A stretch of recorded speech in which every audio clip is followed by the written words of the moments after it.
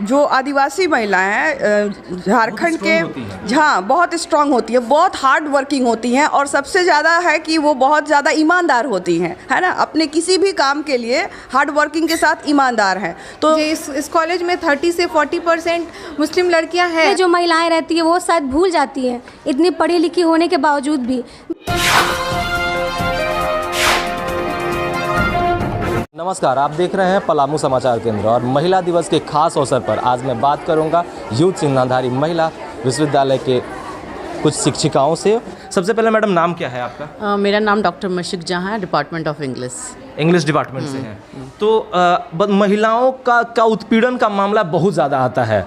शादी से पहले, शादी के बाद, किसी के साथ रिलेशन रहे या न रहे, लेकिन महिलाओं को हर जगह सताया और शोषित किया जाता है। ये क्या इस पे बताएंगे आप? देखिए, the problem exist from the core से ही प्रॉब्लम एग्जिस्ट करता है ना। क्योंकि अगर देखें तो गांव से अगर रहते हैं तो शिक्षित महिलाएं बहुत कम है गाँव में। और हम लोगों को क्या चाहिए कि गाँव में जाके उन महिलाओं को जो शिक्षित नहीं है उनको अवेयर करे डिफरेंट प्रोग्राम के थ्रू। और बेटी बचाओ तो बेटी पढ़ाओ, बेटी बचाओ अभियान भी तो सरकार चला रही है। हाँ, बहुत अच्छा अभियान है और इस अभियान को मैं बहुत ज़्यादा मतलब इसको एक्सपेक्टेशन भी बहुत ज़्यादा है हम लोगों का, because being an educated and being in a main stream कि हम लोग को भी चाहिए कि इसको और मेन अच्छे से और प्रफुल्लित करके इसको प्रेजेंट किया जाए। और हमारे कॉलेज में देखा जाए तो बहुत गाँव से लड़कियाँ आती है और हम लोग उसको बहुत ज़्यादा उत्साहित भी करते हैं। बहुत सारे प्रोग्राम होते हैं, बहुत सारे स्पोर्ट्स होते हैं, बहुत सारे एजुकेशन के नए प्रोग्राम चलते हैं। हम लोग इन्फॉर्म करते हैं, डिफरेंट सेक्टर्स से हम लोग को महिलाओं को बुलाते हैं। अभी कुछ ही दिन पहले हम लोग का एक वेबिनार हुआ, बहुत सक्सेसफुल हुआ, regarding education of women, regarding financial education of the women. So I really appreciate the work of our principal. As per as my concern that कि महिलाओं को लेकर के समाज में आज भी वो दुष्प्रचार है कि ये इस तरह से हीन दृष्टि से देखा जाता है। तो इसके बारे में आप क्या बताएंगे?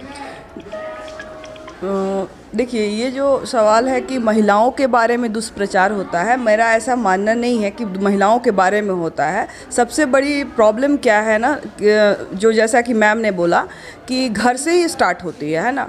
तो अगर हम बचपन से ही लड़कों और लड़कियों में जो अंतर अपनी फैमिली में देते हैं, अगर उसको हम लोग ख़त्म कर दें और अवेयर करें, लोगों को अवेयर करें, तो उससे क्या होगा कि ये जो डिफरेंसेस है, जो डिस्क्रिमिनेशन का जो दिलो दिमाग में बैठ जाती हैं, खासकर लड़कियों के भी दिमाग में बैठ जाती हैं कि वो कुछ नहीं कर सकती हैं या उनके साथ अच्छा नहीं हो सकता है। देखिए, निगेटिव थॉट्स के साथ जब हम जीने लगते हैं ना तो सब कुछ निगेटिव होने लगते हैं। तो सबसे ज़्यादा ज़रूरी है कि परिवार से ही उन लोगों को पॉजिटिविटी दी जाए, पॉजिटिव अप्रोच के साथ उनको आगे बढ़ने की प्रेरणा दी जाए। और उसी के लिए हमारी संस्थाएँ हैं, हमारा वुमेंस कॉलेज है। और यहाँ पर हम लोग, जैसा कि मैम ने बताया, कि बहुत सारे आयाम हैं जिनके द्वारा हम लोग उनको स्ट्रॉन्ग करने की कोशिश करते हैं और उनके अंदर जो ये डिस्क्रिमिनेशन है, असमानता है, उसको दूर करते हैं, जिससे कि वो अपना सही डिसीजन ले सके और स्ट्रॉन्ग हो सकें और अपनी मंजिल तक पहुंच सके। तो मुझे नहीं लगता दुष्प्रचार है। दुष्प्रचार करने वाले भी तो हम ही लोग हैं। अगर कहीं ना कहीं होती है किसी के भी साथ तो हम उसके सिर्फ निगेटिव पहलू पर जाते हैं, पॉजिटिव पर नहीं जाते, इसलिए वो दुष्प्रचार कराने लगता है। अगर हम उसके पॉजिटिव, और एक चीज़ मैं ऐड करना चाहती हूँ कि जैसे कि कोई भी चीज़ लिखी जाती है तो पुरुषों के द्वारा ज़्यादा लिखी जाती है। हम लोग का जो भी प्रॉब्लम है, अगर वुमेन्स लोग का आगे आए, अपनी बात खुद बोले। महादेवी वर्मा भी तो एक लेखिका थी जो अपने बारे में उन्होंने बहुत अच्छी पॉइंट्स को उभारा है। उनका द्रौपदी आप देख लीजिए, वो बहुत अच्छे हैं, बहुत स्ट्रांगली वो वुमेन को प्रेजेंट किए, ट्राइबल सोसाइटी को प्रेजेंट किए। आप किसी को ट्राइबल को अभी अब देख लीजिए, जसिंता करकट्टा को देख लीजिए, वंदना टेटो को देख लीजिए, ये लोग को देखिए। मतलब ये लोग अपने जो कम्युनिटी को है, एक ट्राइबल सेक्टर को, वो बहुत पॉजिटिव वे में प्रेजेंट करती है। वो झारखंड की आज़ादी में भी महिलाओं का कहीं ना कहीं भूमिका रहा है। हाँ, फॉर श्योर।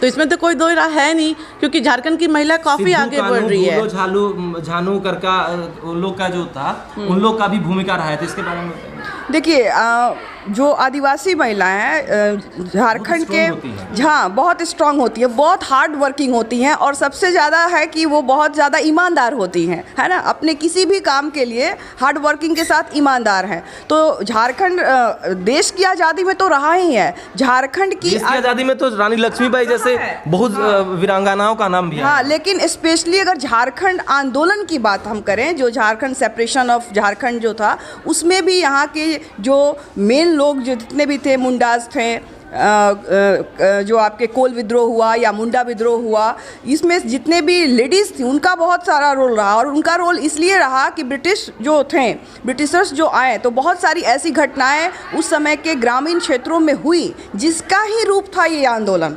और वो आंदोलन स्पेशली जो खेती बाड़ी थी या जो आपका ज़मींदारी प्रथा था उसके लिए नहीं था, वहाँ के साथ साथ वहाँ की जो लोकल महिलाओं थी उनके साथ भी गलत हुआ। और इसलिए ये सब विद्रोह जो है और ज़्यादा इफ़ेक्टिव वे में आ पाया और ये एक तरह से इसके मूवमेंट आज़ादी के लिए आगे बढ़ पाया।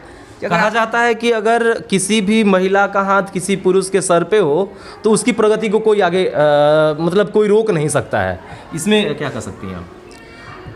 ये तो एकदम सही बात है, क्योंकि महिलाएं हैं जो घर से भी स्टार्ट करती है, वो ऑफिस में भी रहती है। अगर ऑफिस से वो घर जाती है तो फिर भी वो अपना एक्टिव रहती है। ऐसा नहीं कि वो चाय बना के खुद से नहीं पीती है, उसके लिए कोई चाय बनाता है, वो खुद से बनाती है और खुद से पीती भी है। और उसी सेक्टर में अगर आप देखा जाए तो महुआ मांझी को भी आप देख सकते हैं। She is a very bright women और she is working for the women from the very dark spots. Mean अगर आप देख ले मंडार जगह का देख लिए, मंडार का काफ़ी हम लोग डायन प्रथा का हम लोग काफ़ी सुने, उसमें काफ़ी काम आज भी होता है डायन प्रथा को लेकर के। डायन है काफ़ी काम किया है महुआ मांझी। अब तो ये बहुत कम हो गया है, पहले काफ़ी था। तो महुआ मांझी ने इस सेक्टर में काफ़ी काम किया है डायन प्रथा को हटाने के लिए और झारखंड इसमें काफ़ी आगे बढ़ रहा है। आगे महिलाओं का अगर स्थिति देखा जाए तो कंपैरेटिवली हमको लगता है कि काफ़ी अच्छा है। योध सिंह अंधारी विश्वविद्यालय आखिर महिलाओं के बच्चियों को लेकर के क्या आगे सोची है, क्या आगे टारगेट है कि इस तरह से इनको इम्प्रूव करेंगे?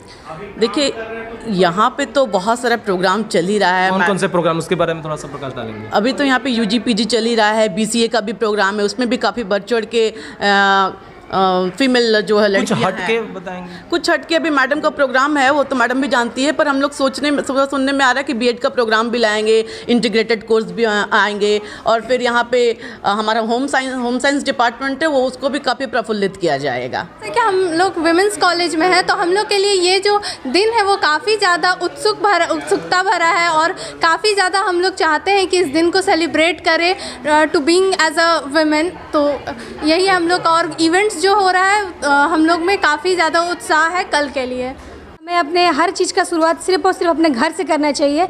हमारे जितने भी वहाँ घर की महिलाएं हैं उनको इस बारे में बताना चाहिए, क्योंकि घर में जो महिलाएं रहती है वो शायद भूल जाती हैं इतनी पढ़ी लिखी होने के बावजूद भी। मेरी मम्मी ने भी पढ़ा है मगर उन्हें भी नहीं ये पता नहीं है कि कल उन्हीं का दिन है। तो मैं अपनी माँ से भी बोलना चाहूँगी कि माँ, ये कल आपका दिन है, आप प्लीज़ इसको हमारे साथ मनाइए और मेरे साथ ही नहीं सभी के साथ मनाइए। आपके कौम में खास करके महिलाएं अभी भी अशिक्षित देखी जा सकती हैं, इसके बारे में बताएं कि क्या आप कैसे एजुकेशन पाते हैं? Good morning. ऐसा अब नहीं है। अब जनरेशन जैसे चेंज हो रहा है वैसे लोग का सोच भी चेंज हो रहा है। और जैसे हमारे पापा का ऐसा सोच नहीं है, जैसे हम लोग को भेजे इस कॉलेज में 30 से 40% मुस्लिम लड़कियां हैं। ऐसा थोड़ी है कि अब मुस्लिम को अब जैसा पहले जैसा होता था अब वैसा नहीं है। अब सबका सोच चलते चलते चेंज होते जा रहा है।